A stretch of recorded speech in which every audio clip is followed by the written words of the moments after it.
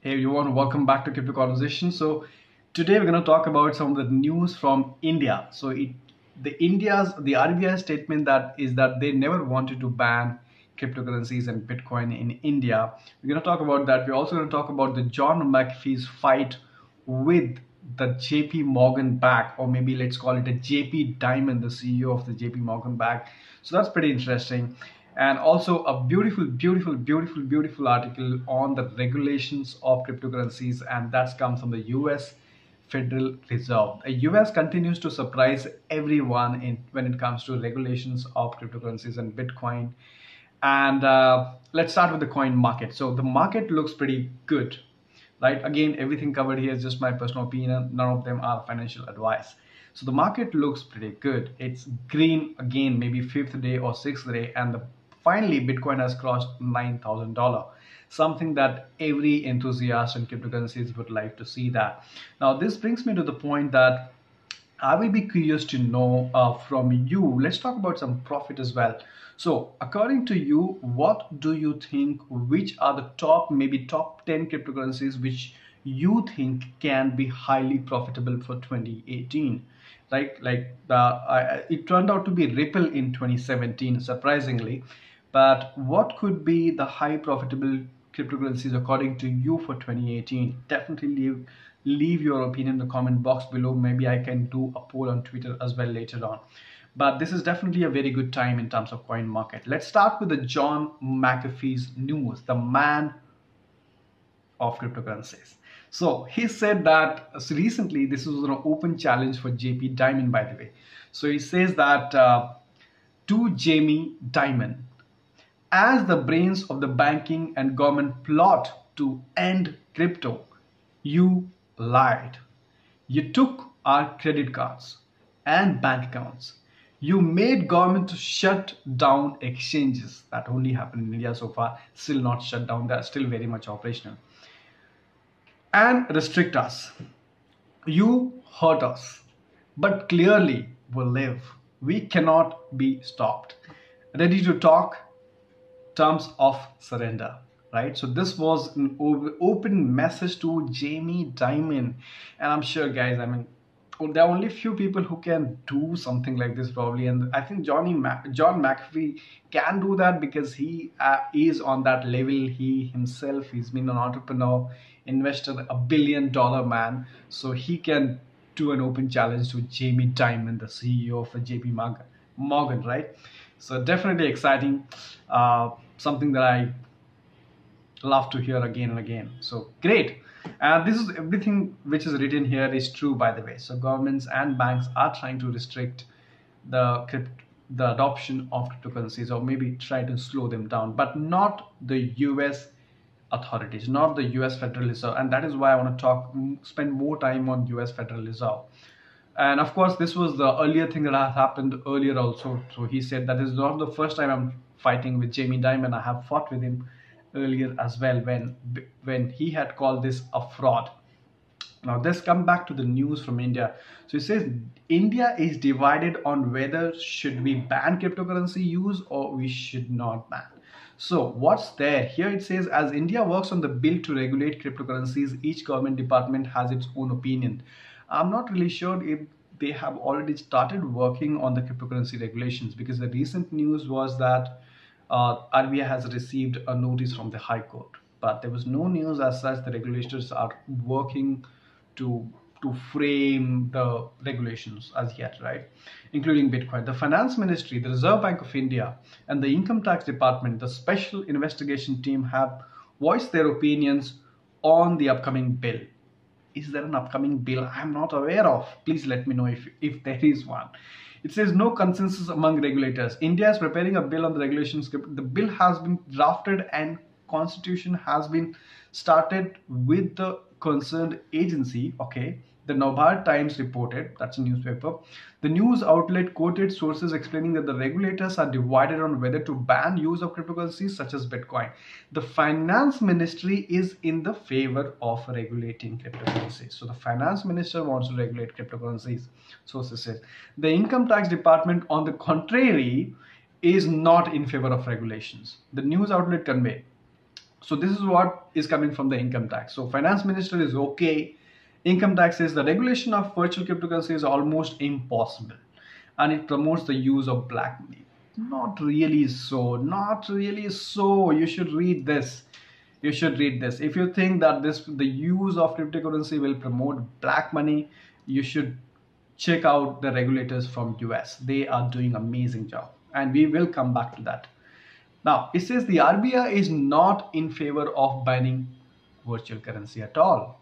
Wow, we didn't know that. We thought it was RBI who was trying to ban cryptocurrencies.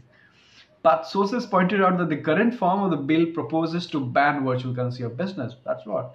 However, there may be exemption for issuing crypto tokens in exchange for assets. So this is something I think RBI spoke earlier as well, that I think we are okay with the cryptocurrency as long as it is backed by something. So of course there are two kinds of really cryptocurrencies. One is security token, utility token, wherein you're building up a business, you're raising funds, and then you should, something like Venezuela, they issued the cryptocurrency against petrodollar. Again, there's a question mark whether they have so much of reserve of petrol. But there are decentralized cryptocurrencies as well, on which works in a decentralized way. So of course, I'm going to refer to this article because this is the article really I have come across a very good article after a very long time that really talks about what cryptocurrencies and Bitcoin is. I'm going to leave the link in the description below. Definitely read that if you have time. So it says that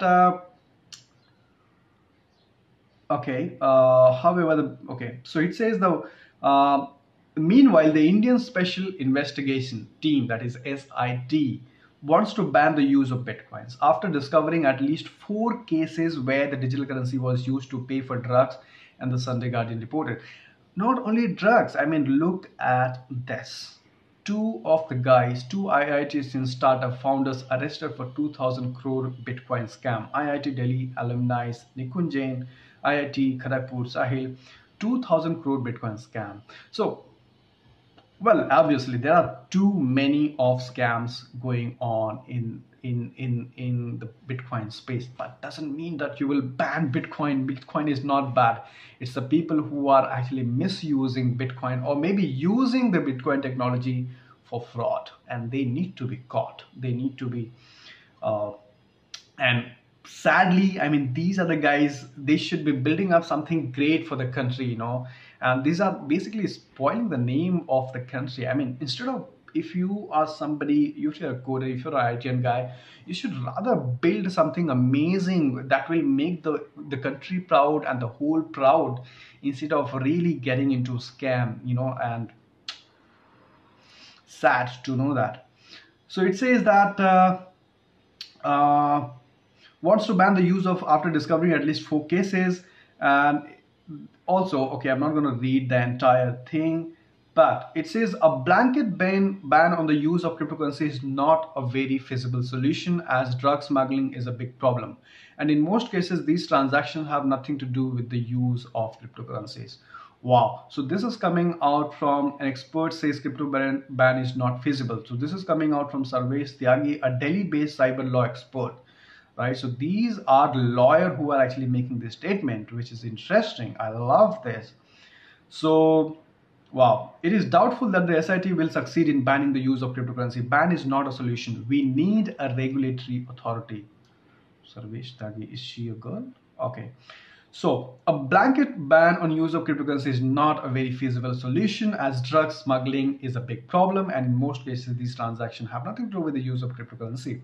So crypto businesses fight back, and of course this was a statement from Satwik Vishwanath and other guys, that RBI had allowed about 3 months of time to end the relationship. And then of course there is a mention of Kali Digital Ecosystem, which appealed in the High Court, and then the High Court accepted its petition against the Indian regulators, adding that Honorable High Court of Delhi has issued a notice to the Reserve Bank of India and the Union Bank of India through Secretary Minister of Finance, GST Council. Next hearing is in this case May 24. So clearly RBI statement is that we are not banning cryptocurrencies, but again there's a lot going on, and of course at the same time there's a news that they are working on the kind of a regulation. So Has everything been finalized? Are they these guys actually working on the regulations, is the question mark. Now let's talk about this news. So this is the news from the US authorities, the regulators. It says we welcome anonymous cryptocurrencies. US Federal Reserve breaks down Bitcoin in a new study. So what I really found interesting about this, that these guys are trying to categorize in Bitcoin what categories should it fall in. Should it fall in commodity, cash, or digital, right? So it's there are a number of dimensions used by the bank to categorize money. This is a representation. It is the currency represented physically or virtually. It's transaction handling. It's money creation. So these are the three different aspects, right? So it says that which category fits the Bitcoin. Bitcoin is the first, and this is the, by the way guys, this is the best definition and the easiest way to tell anyone what exactly is Bitcoin, right? There are so many people still not aware of how Bitcoin really works, and maybe there are some people who have wrong perception of the whole Bitcoin topic. I think this is an amazing article. I cannot insert anymore. It says Bitcoin is the first virtual money for which the ownership rights to the various monetary units are managed in a decentralized network. There is no central authority, no boss, no management, and yet still works, right? You can see my excitement already here. So it also says that the Bitcoin blockchain is a decentralized accounting system and the so-called miners are bookkeepers. The decentralized management of ownership of digital assets is fundamental innovation. It has the potential to disrupt the current payment infrastructure and financial system.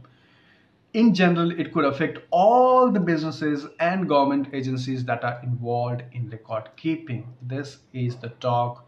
This is how the US regulators are talking. You can see the difference between the US regulators and rest of the world, right? Each form of money has its benefits and drawbacks. This is why many forms coexist.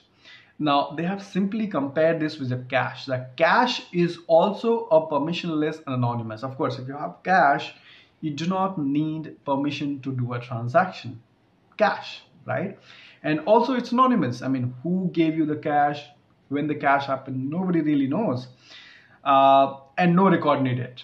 There's no record needed. There's no one point of attack exactly that can disrupt the cash system, making it a robust and decentralized system in terms of payment. So clearly there's a comparison of, there is example given that how the cash system is very much similar to the cryptocurrency system, or maybe cryptocurrencies are similar to the cash system, but the only difference is the cash is only for the physical transaction. The person has to be present in front of you, but virtual, the cryptocurrencies can be, the same kind of transactions can be done, which is anonymous, which is permissionless, can be done remotely as well, which was not possible in cash system. It says we believe that there is a great demand for virtual assets issued by a trusted party that can be used to save outside of the private financial institution. Now, this is a very interesting fact. So let's talk about the second phase. So they have given an example of the Swiss bank, right? So it says that to demonstrate this, they tracked Swiss francs in circulation, the Switzerland bank, as a fraction of GDP from 1980 to 2017. Now, this is a very good analysis, right? Hear this out. It says they found there are three phases. The phase one lasted from 180 to 95 and marks the time when the financial innovations replaced the use of cash as a medium of exchange or store of value. The Swiss population increasingly started using debit card and credit cards for the payment. And the second phase was from 1995 to 2008 when card payments and online banking further expanded as suggested by figure 2. The use of cash did not decline further, right? So even though there was an increase, so in 1995, 2008, there were more people who were using debit card and credit card. Now, here is the shocking part. It says the third phase lasted from 2008 to 2017 and during an era of increased cash circulation, which is, the researcher believe, is due to the global financial crisis from 2007 onwards. So from 2018, 2017, the cash transactions have increased. Why is that? Maybe people have lost the faith in the banking system after the 2008 Lehman Brothers collapse. So he says, we believe that there is a strong case for central bank money in electronic form. Central bank money, electronic form money satisfies the population's needs for virtual money without facing any counterparty risk. They also say that it makes no sense, or it makes little sense for a central bank to issue any cryptocurrencies, even though it would be straightforward form of technological point of view to do so. Once we remove the decentralized nature of cryptocurrency, not much is left on it. This is for any nation or any country who is trying to form their own cryptocurrencies. Once you remove the decentralized nature of cryptocurrency, not much is left. Come on, it's just a digital form of the fiat money. You're not doing anything extraordinary. The virtual money that is centralized and issued by monopolistically by a central bank is electronic central bank money, the one that we use. So here is what they found. On one hand, governments can be bad actors. Now, this is also very interesting. So you say the researchers acknowledge the benefits of allowing anonymous transaction in situation where government is oppressing citizen. So like government stopping the citizen from doing a particular transaction. In this case, in India case, like RBI stopping individual to do a cryptocurrency transaction, but feel that that is not appropriate by any government authority to actively facilitate anonymous transaction due to the obligation to collect tax and prevent money laundering. So these are the basic reasons why most of the banks actually disallow, but of course there are some personal reasons as well. On the one hand, governments can be bad actors. On the other hand, some citizens can be bad actors too. The former justifies an anonymous currency to protect the citizen from the bad governments, while the later calls for transparency of all payments. The reality is somewhere in between. For that reason, we welcome anonymous cryptocurrencies, but also disagree with the view that the government should provide one. So in short, what US regulators are trying to do is they are going to regulate cryptocurrencies, right? And including the anonymous transactions as well, keeping control over the anti-money laundering or any illegal activities. So that's definitely the job of the regulators, to control the illegal activities, but not at the cost of the technology. Interesting article. That's why I'm not sure whether you found this interesting or you found it boring, but definitely want to hear your opinion, and definitely read it. The last one, the quick one, is that Walmart is going to use blockchain technology for its live food business. And this is what they say. The blockchain technology is to assure the quality and the origin of the meat, that the customers will be able to monitor their meat from the farm in Australia where it was raised all the way to their doorstep. So when you have this food kept on the blockchain, you will be able to track everything, where the food was generated, what were the transport mode, and how old is this, and you being the final consumer, everything. So that's amazing. But definitely leave your opinion on this opinion of the US regulators on cryptocurrencies, and definitely leave your opinion about RBI's news. Do you think RBI seriously wants to regulate cryptocurrency and not ban it? Leave your opinion in the comment box below. Thank you so much for watching, guys, and I'll see you in the next video.